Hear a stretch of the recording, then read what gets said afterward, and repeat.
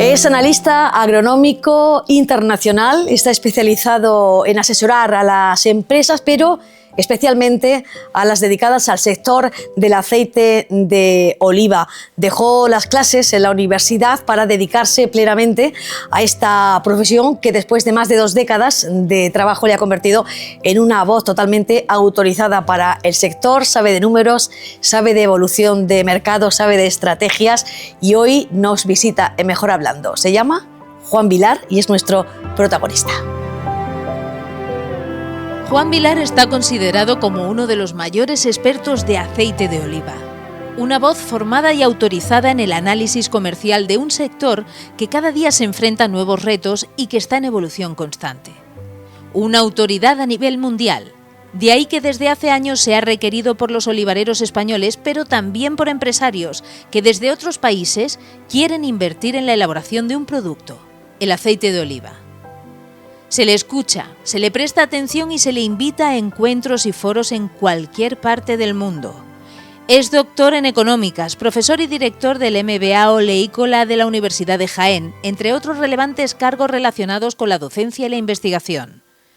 Cuenta también con una importante experiencia en el mundo de la empresa, tras una trayectoria de más de 16 años en el Grupo GEA como presidente, consejero delegado y director general.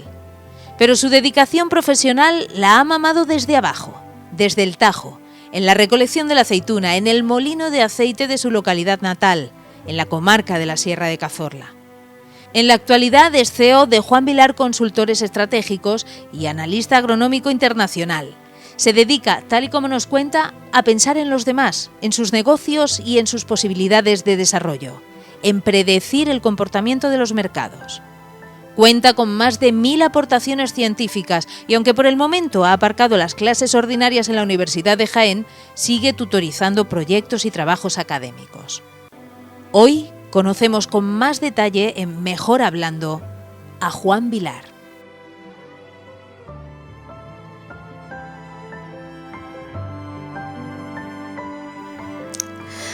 Juan Vilar, ¿cómo estás? Muy bien, ¿tú qué tal? ¿Cómo andas?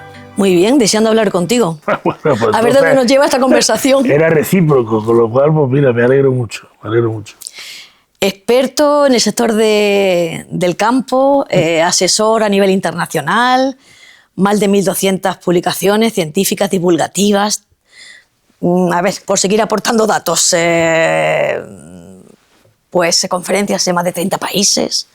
Y una vida dedicada a asesorar al mundo del olivar, desde el punto de vista económico. Bueno, que eres toda una institución, ¿no? Una voz totalmente autorizada. Bueno, gracias. Muchas gracias. Esto quiere decir que soy un poco mayor, ¿no? Con lo cual, o que tengo juventud acumulada, pero no.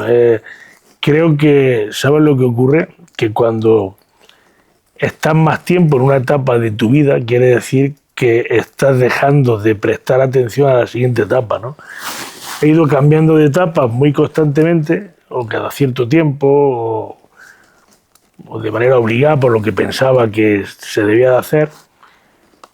Y bueno, todo lo que hemos ido, porque dicen que el mayor recurso y que más satisfacción da a la hora de compartirlo es el conocimiento, porque se multiplica. Hay muy pocos recursos que cuando se comparte se multiplica. El amor también se comparte y se multiplica, ¿no? Pero no hay muchos más recursos. El dinero, si lo compartes, no se multiplica. La comida, si se comparte, tampoco se multiplica. Entonces, bueno, pues he ido compartiendo conocimiento, he ido aprendiendo muchísimo y bueno, lo que me quede por aprender, que pues, satisfecho. Compartir conocimiento. Hay que ver qué frase, todo lo que significa, denota sobre todo, aparte del negocio, de lo que vivimos, pero sobre todo generosidad, ¿no? Sí, compartir, porque cuando se ofrece conocimiento se acaba también aprendiendo a los demás. Eso siempre es así. Aunque sea aprender cosas malas, ¿no? Pero siempre aprendes de los demás. En las relaciones sociales, siempre, igual que cuando viajas. O sea, hay varios factores. Compartir una vida social hace que aprendas más, y viajar, decía un filósofo inglés, que es aprender a cómo son las cosas y no cómo te contaron que pudiesen ser. no es lo mismo. No es lo mismo. Sin duda. Juan, sigues vinculado al mundo de la universidad. Sí. Como doctor por Ciencias Económicas y Empresariales que eres, pero las clases ordinarias las dejaste por un momento para dedicarte a lo tuyo.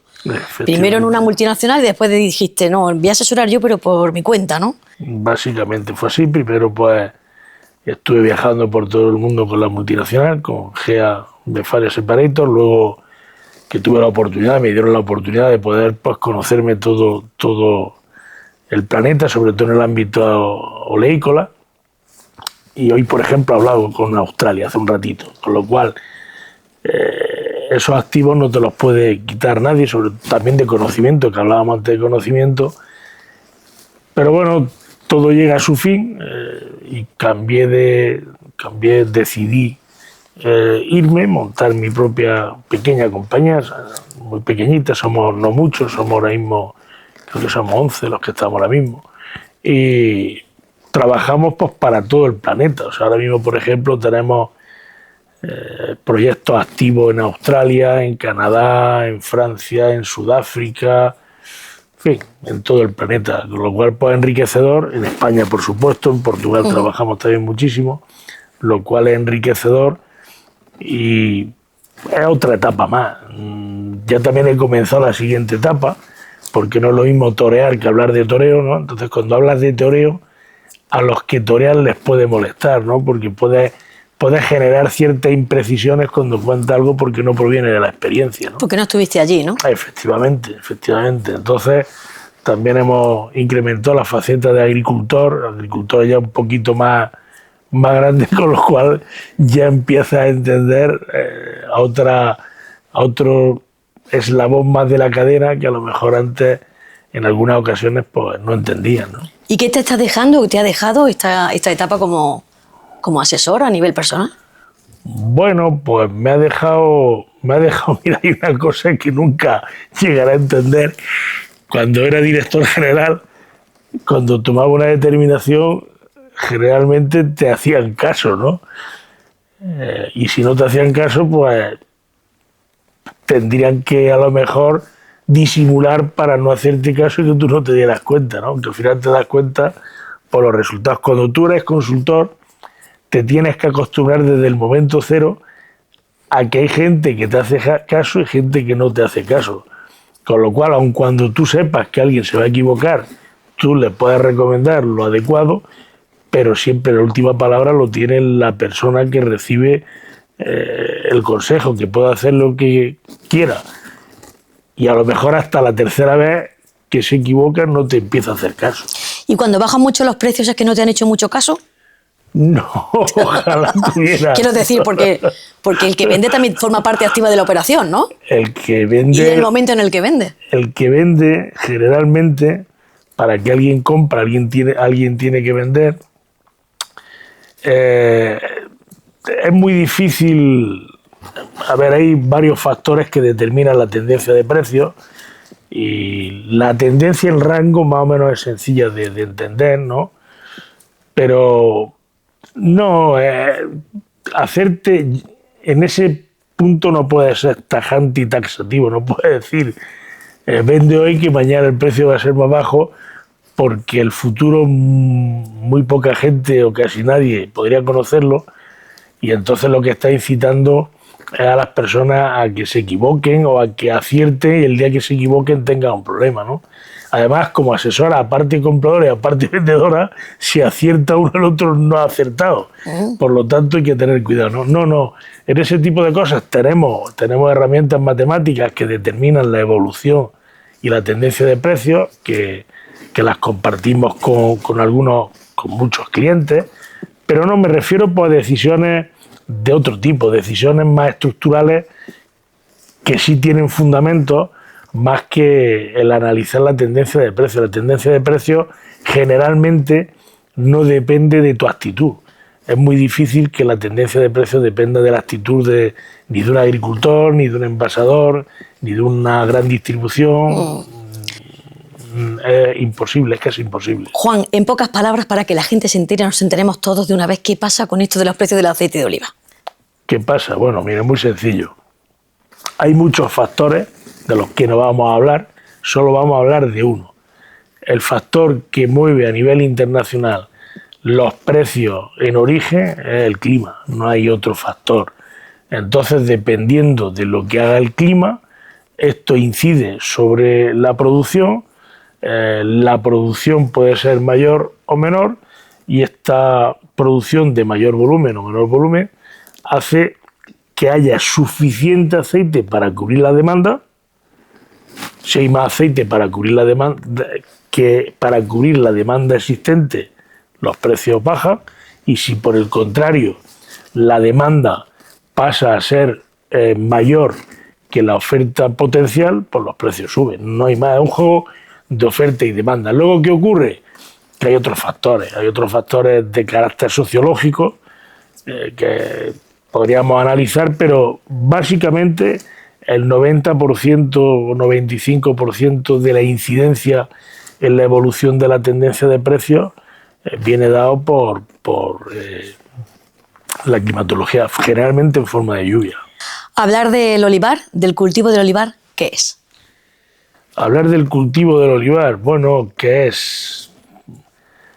Pues mira, es una filosofía de vida. Tenemos que tener en cuenta que en la provincia de Jaén el olivar, hemos crecido entre olivos todos, porque realmente somos de las pocas personas que estamos acostumbrados a ver el manto de olivos que tenemos en la provincia.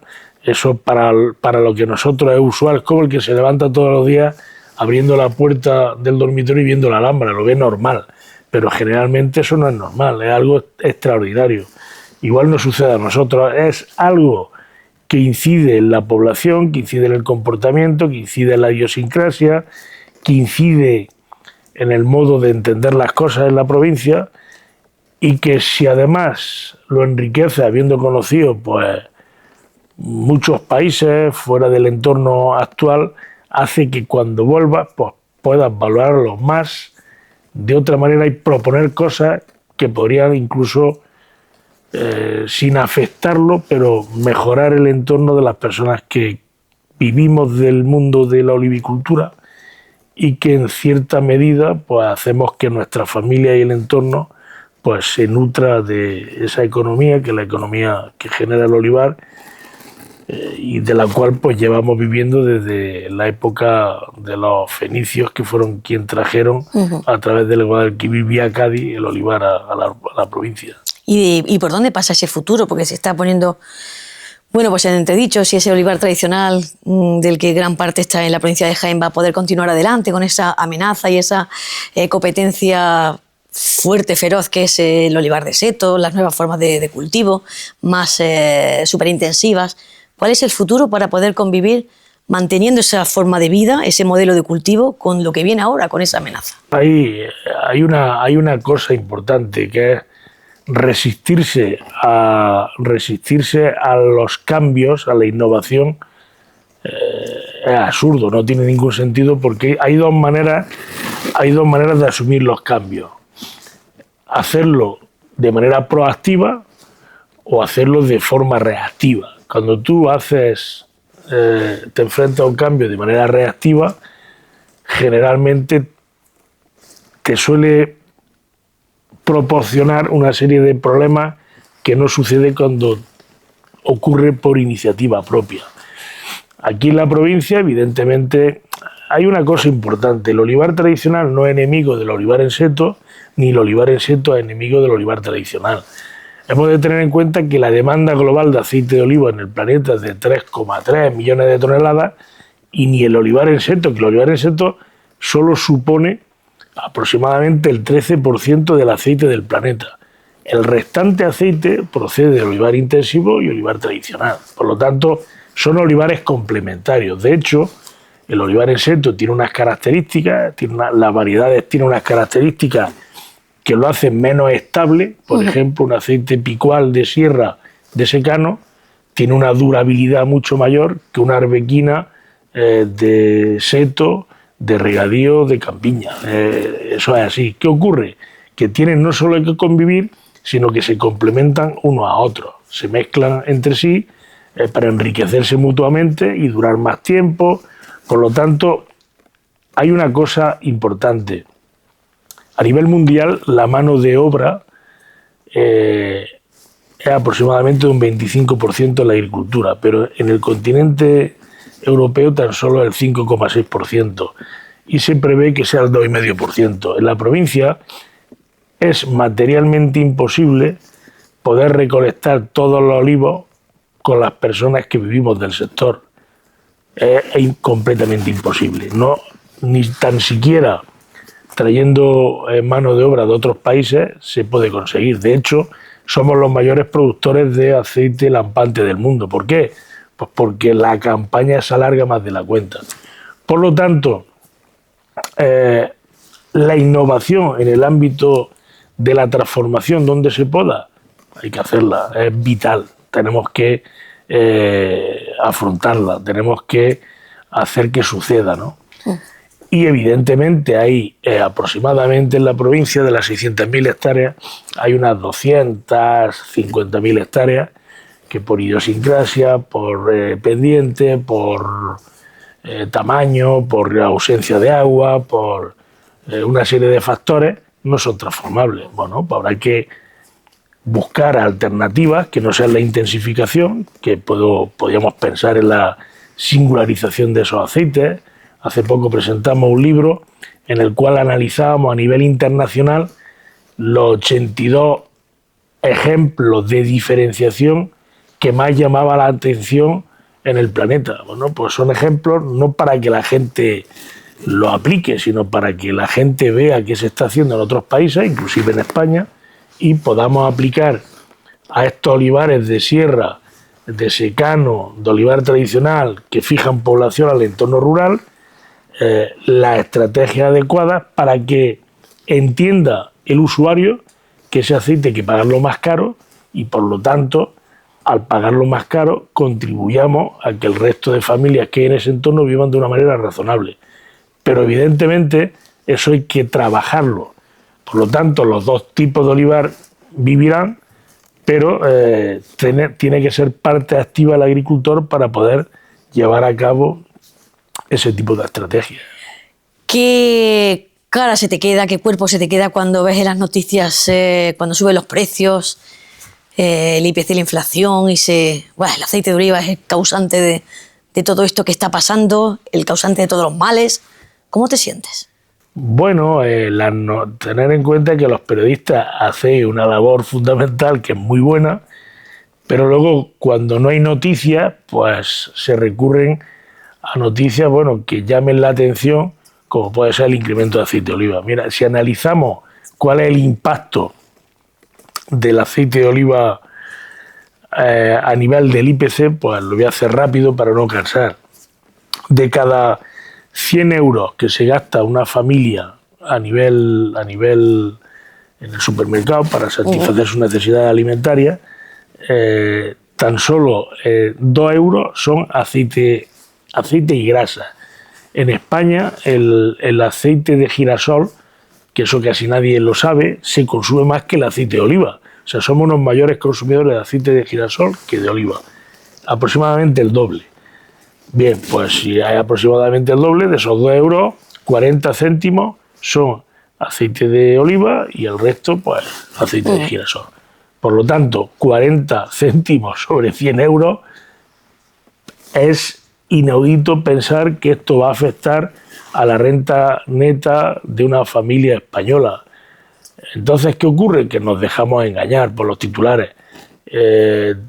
También es cierto que en los últimos años ya estamos en una recuperación de consumo de aceite de oliva que supera a los datos de 2021. Por lo tanto, esto tuvo la peor incidencia que tuvo fue sobre los agricultores, sobre la cadena de valor, no solo los agricultores, porque pasaron de ser trabajadores del campo, trabajadores de envasadoras y gran distribución, pues casi a ser delincuentes, porque parecía que vendían el aceite, que tampoco es así, porque vendió el aceite caro aquel que tuvo aceite.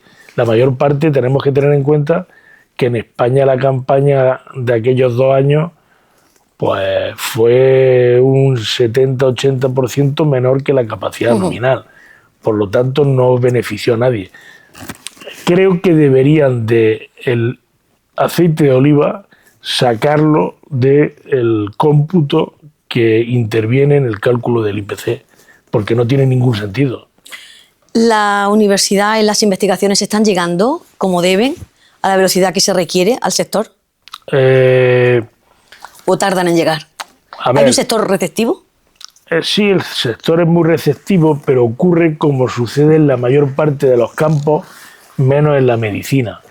Estamos en una época en la cual las empresas tienen una obligación, el entorno es tan turbulento que tienen que tener un ritmo de trabajo y un ritmo de innovación y tienen que destinar unos recursos que ni los centros de investigación ni las universidades pueden ir a ese mismo ritmo, ¿no? Por lo tanto, en mi opinión, actualmente la mayor parte del conocimiento no está en los centros de investigación ni en las universidades, sino que están por obligación en empresas de carácter privado que a través de la iniciativa de la propia compañía están llevando a cabo esta labor. Por ejemplo, en medicina no, porque existe, en medicina, me hablo de las ciencias de la salud, no solo en medicina, están más integradas. ¿Por qué? Pues porque el señor o la señora que llega a dar clase viene manchada de sangre porque acaba de operar. Entonces existe una integración mayor. En el resto de, digamos, profesiones o sectores de actividad no existe esta vinculación tan estrecha como existe en la propia universidad. Entonces, la universidad con la empresa privada. Cuando la universidad trabaja de la mano de la empresa privada, los efectos de la investigación son sinérgicos, ¿no? Y se potencian. Pero no sucede siempre. Por lo tanto, pues por ejemplo, es más, hay compañías como Repsol, como McDonald's y otras más que tienen su propia universidad. ¿Por qué? Pues porque el profesional o la profesional que sale de la universidad luego tiene que adecuarlo a las necesidades que ellos tienen. Entonces les es más sencillo crear su propia universidad que nutrirse de personas que procedan de la universidad. Juan, es un problema el tema del relevo generacional en el campo.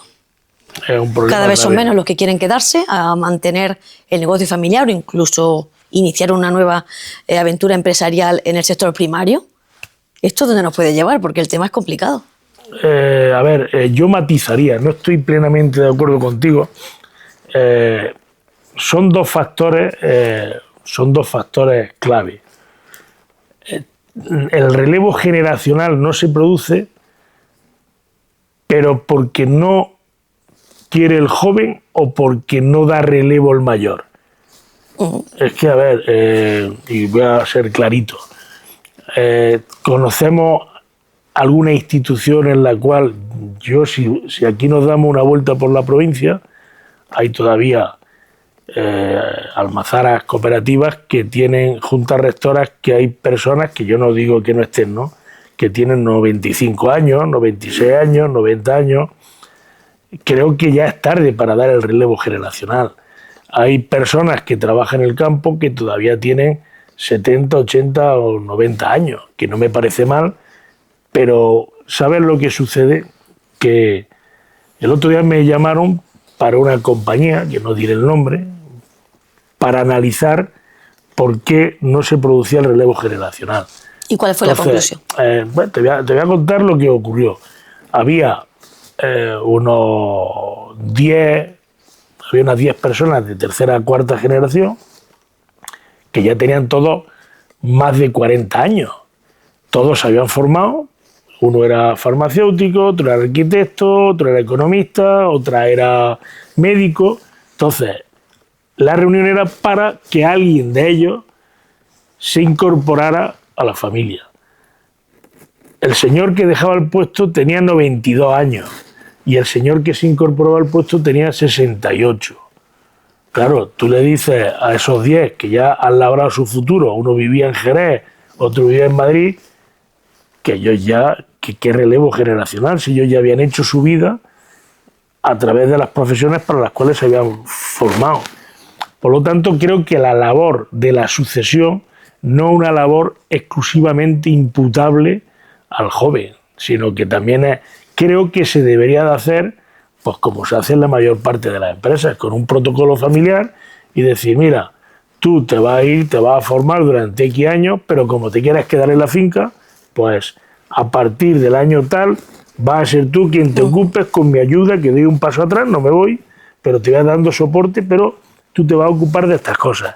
Lo que no puedes es dejar que alguien genere su carrera profesional, desempeñe su sueño, llegue a donde llegue. Y cuando tenga 50 años le diga, oye, perdona, vente para acá, deja todo lo que ha hecho porque ahora ya me apetece a mí dejar. O sea, realmente tendría que ser una sucesión más elaborada, más estudiada, más analizada, más planificada y jamás improvisada, que es como actualmente se está haciendo. Una mentalidad más empresarial, ¿no? Dentro de...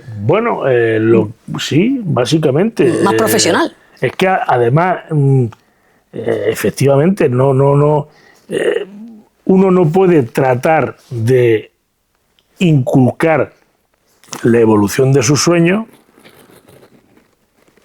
desbancando los sueños que hasta ese momento han llevado a otras personas. O sea, es así de sencillo. ¿Cómo ha evolucionado el sector oleícola, por ejemplo, en nuestra tierra, en la provincia de Jaén? ¿Qué es lo que más te ha sorprendido de cómo ha sido esa evolución, para bien o para mal? Bueno, la provincia de Jaén tiene una idiosincrasia que la hace especial, y es que tenemos el 20%, tenemos el 5% de los olivares del mundo, tan solo, tenemos 600.000 hectáreas contra 11,7 millones de hectáreas, y sin embargo producimos el 20% del aceite de oliva que se consume y se produce en el mundo. Esto que parece que es bueno, no es tan bueno. Esto no es tan bueno, y digo por qué no es tan bueno. Si analizamos al azar, por ejemplo, antes hablábamos de olivar diferenciado. El olivar diferenciado de la provincia de Jaén puede ser aproximadamente del 1,8-1,9%. El del resto del mundo del 10%, o sea, vamos aproximadamente un 8,3% por detrás del resto del mundo. Primer factor. Hablabas también de intensificación. Si hablamos de intensificación, la provincia de Jaén está en torno al 1,3%. En el resto del mundo estamos también a un 10 algo por ciento. O sea, vamos detrás, en innovación vamos detrás del resto del mundo en aproximadamente pues 8,7%. Por lo tanto,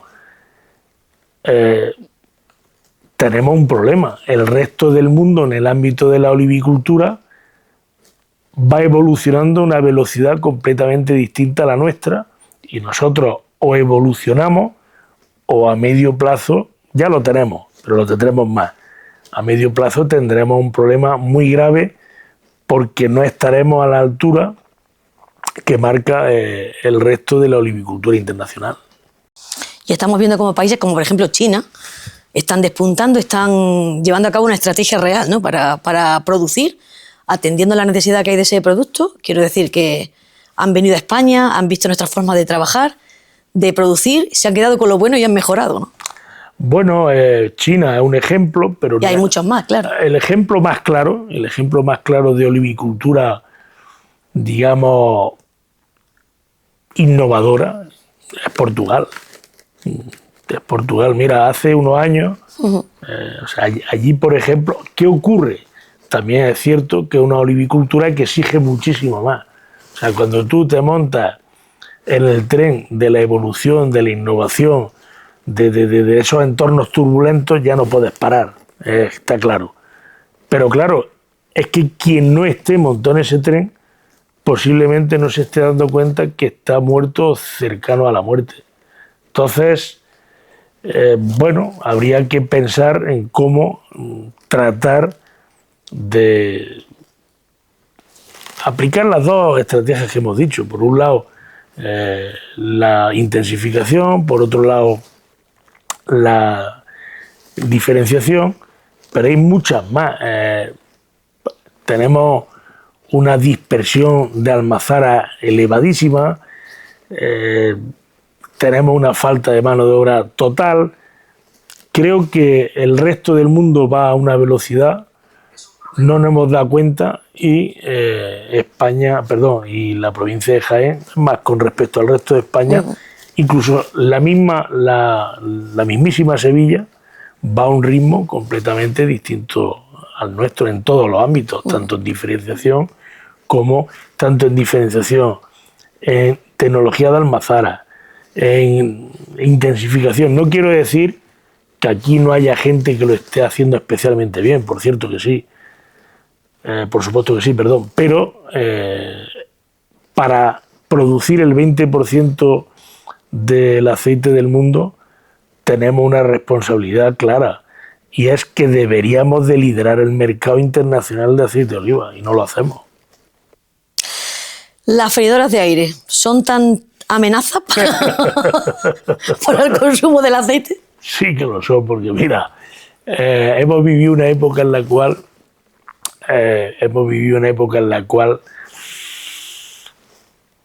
el aceite de oliva, hubo una crisis de oferta. No quiere decir que la gente dejara de consumir aceite de oliva, es que no había aceite de oliva para todos. O sea, teníamos una demanda que se mantenía y evidentemente la oferta no daba para todos, con lo cual, ¿qué ocurrió? Sube el precio y ya no todos compramos aceite de oliva. Entonces, ¿qué sucedió? Que hubo gente que en España, por ejemplo, se pasó al girasol. ¿Qué ha pasado, no? Ha sucedido que cuando los precios se vuelven a amoldar, incluso antes de que se amoldaran, ahora mismo en el lineal pueden estar a 5 euros, ¿qué ha sucedido? Que otra vez aquellos que se fueron al girasol han vuelto otra vez al aceite de oliva. Bien, entonces, bueno, pues hay épocas, tenemos que tener en cuenta que los 2 últimos años la producción de aceite de oliva supuso tan solo el 1% del total de grasas animales y vegetales. Bien, el que usa la freidora de aire no viene más, o sea, es como el que se muere, aunque nos cuenten que luego vuelve, en fin, yo soy creyente y todo, pero creo que no lo ves paseando por ahí, o no la ves paseando por ahí. Por lo tanto, se produce un consumidor de girasol, es un consumidor de grasa, sea cual sea, no quiero llamar grasa al aceite de oliva, que tiene unas características distintas, pero bueno, es un consumidor, digamos, de grasas o aceites, pero un consumidor que tiene una freidora de aire, no un consumidor de grasa, o sea, no va a volver nunca. Por lo tanto, este tipo de electrodoméstico que Philips lanzó al mercado, bueno, es una de las mayores amenazas que tiene no solamente el sector del aceite de oliva, sino el sector del girasol y el sector de las grasas animales y vegetales. Dime cuál ha sido la noticia, el hecho que has escuchado, has visto en los últimos tiempos que te ha quitado la esperanza en la humanidad. Bueno, posiblemente los conflictos bélicos que están habiendo, ¿no? No solo uno. Pasa es que digamos que nos hacen conocer a aquellos que tienen mayor impacto económico, porque esa relevancia es la que hace que sean más mediáticos, ¿no? Pero sí, por ejemplo, y más cuando no hay razones para ello, ¿no? Porque bueno, discutir nunca es positivo, llegar a las manos jamás es positivo, pero encima si no tienes razón de ser ni tienes motivo, peor todavía. Si el débil se ve afectado por el no débil de manera no justificada, pues no tiene ningún tipo de sentido. ¿Y la noticia que te ha devuelto esa esperanza? Bueno, ten en cuenta que la humanidad, las personas siempre hay más mejores que peores, por supuesto, y estas mejores hacen que la vida sea grata, ¿no? ¿Qué ocurre? Que las peores están ahí porque tienen una vida que no es interesante y tienen que estar afectando negativamente a los demás para hacer su vida interesante. y rica en matices. Pero bueno, evidentemente están ahí y forman parte de la vida misma, como la muerte también es un elemento más de la propia vida con el que nacemos, sin fijar en el calendario dicho hecho, pero evidentemente quien esté vivo y piense que no se va a morir jamás tiene un problema, aunque el otro día leí una noticia que me llamó la atención bastante, y es que paró la policía en Perú a un señor que iba conduciendo con 126 años. O sea que esto quiere decir que evidentemente, bueno, que la vida se va alargando, pero de ahí a la eternidad queda todavía un trecho largo, ¿no? Vámonos en busca de la pregunta guardada y vamos a recordar la que te dejó hace unas semanas la periodista Fátima Jerez.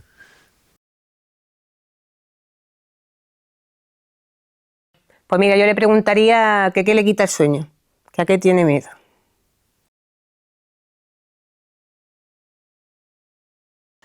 Bueno, ¿qué le respondemos a Fátima? Bueno, el sueño creo que no me lo quita nada. Tengo falta de sueño, pero porque me obligo y madrugo. Y luego, yo soy de la condición de ir de abajo a arriba. O sea, cuando está claro que nosotros no tenemos incidencia para poder, a nivel global, cambiar el mundo. Por ejemplo, yo no tengo capacidad para poder acabar con la guerra entre, por ejemplo, Rusia y el país y Ucrania, ¿no? Entonces, me gusta ser objetivo y partir de abajo, ¿no? Ahora mismo, pues, ¿qué me quita el sueño? Pues, por ejemplo, no es que me lo quite, pero me genera inquietud pues el proyecto de nuestra nueva finca de olivar, que va a una velocidad, yo soy muy impaciente, y la velocidad a la cual mi mente se mueve es mucho mayor que la ejecución de la misma y la evolución que ella tiene, ¿no? Bueno, pues eso a veces me hace que pensar, porque realmente, bueno, vuelvo a repetir, yo siempre voy a una velocidad pensando, a lo mejor el problema sería mío, pero la realidad es bastante más lenta.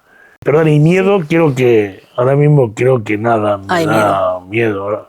Particularmente, no tengo miedo de ningún tipo, no tengo miedo de ningún tipo. No tener miedo es tener más libertad, sin duda alguna. Exactamente.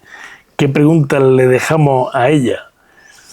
Pues, o a él, no sé lo que será. ¿Cómo se ve dentro de 10 años y cuál es la trayectoria que va a seguir para conseguir o llegar a ese punto donde se ve dentro de 10 años? ¿Y tú cómo te ves dentro de 10 años? Bueno, dentro de 10 años, hace unos años me vería jubilado, pero ya no depende de mí. No sabemos dónde vamos a ir. Bueno, dentro de 10 años creo que ya no tendré las inquietudes que te contaba con la finca, porque ya estará produciendo y tal, y pues un poco más tranquilo, con más sosiego,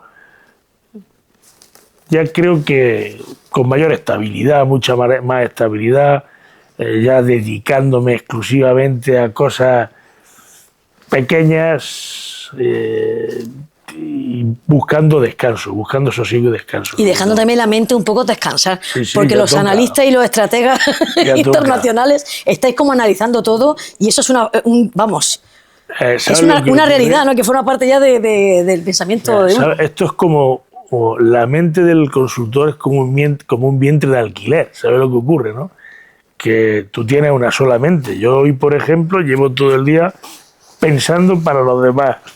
Cuando tú te tiras durante el día 10, 12 horas pensando para los demás, hay un problema, que no piensas para ti, ¿no? Con lo cual, a veces descuidas un poco tus propias iniciativas, tus propios emprendimientos, y destinas la mayor parte de los recursos a ponerte en los zapatos de otro, cuando a veces es bueno también usar tus propios zapatos para resolver no tus problemas, sino tus vicisitudes, y ver cómo vas afrontar, como tú bien decías, dónde va a estar dentro de años, cómo y cómo pretende llegar. Juan Vilar, ha sido un placer hablar contigo. Espero que hayas estado cómodo. He estado súper cómodo, ha sido el ratito del día, todos han sido cómodos, pero este ha sido el de más sosiego, o sea, como el de dentro de 10 años. Porque has pensado en ti. Bueno, también en el sector, ¿eh? He pensado en mí, sí, bueno, pero pensar en el sector es un poco pensar en mí también, con lo cual... Muchas gracias, Juan. Muchísimas gracias a ti.